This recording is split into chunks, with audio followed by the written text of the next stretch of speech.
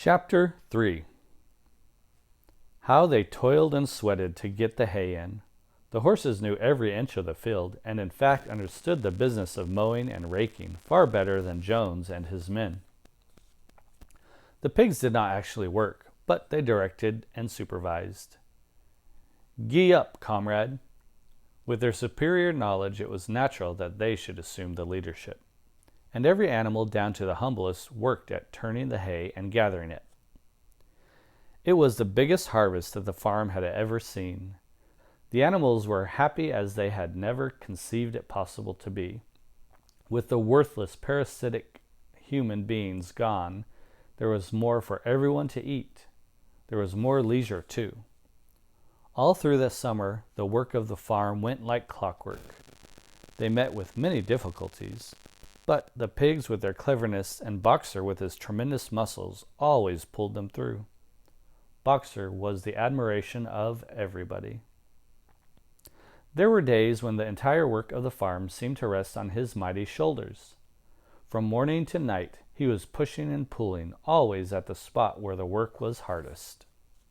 On Sundays, there was no work. Breakfast was an hour later than usual, and after breakfast there was a ceremony which was observed every week without fail. The flag is green to represent the green fields of England, while the hoof and the horn signifies the republic of the animals, which would arise when the human race had finally been overthrown. After the hoisting of the flag, all animals trooped into the barn for a general assembly called the meeting. Here the work of the coming week was planned out and resolutions were put forward and debated. It was always the pigs who put forward the resolutions. The other animals understood how to vote, but could never think of any resolutions of their own. The meeting always ended with the singing of Beasts of England, and the afternoon was given up to recreation. The pigs had set aside the harness room as headquarters for themselves. Here, in the evenings, they studied blacksmithing, carpenting, and other necessary arts from books brought out of the farmhouse.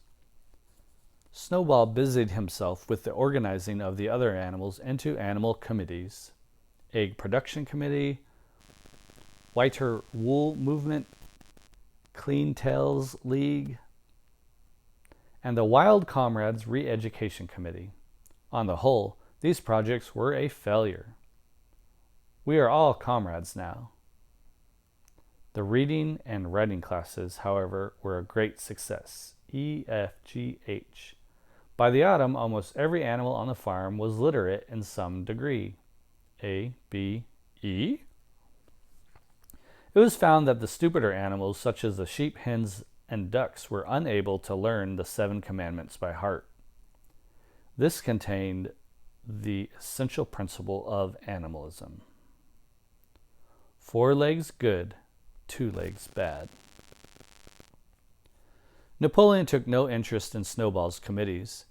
He took 9 puppies from their mothers, saying he would make himself responsible for their education. The education of the young is more important than anything that could be done for those who had already grown up. He took them up into a loft which could only be reached by a ladder from the harness room, and there he kept them in such seclusion that the rest of the farm soon forgot of their existence. The mystery of where the milk went to was soon cleared up. It was mixed every day into the pigs' mash. The early apples now ripening were to be collected for the use of the pigs. "Our sole object is to preserve our health," said Squealer. "We pigs are brain workers. What would happen if we pigs failed in our duty?" Jones would come back. When it was put to them in this light, they had no more to say.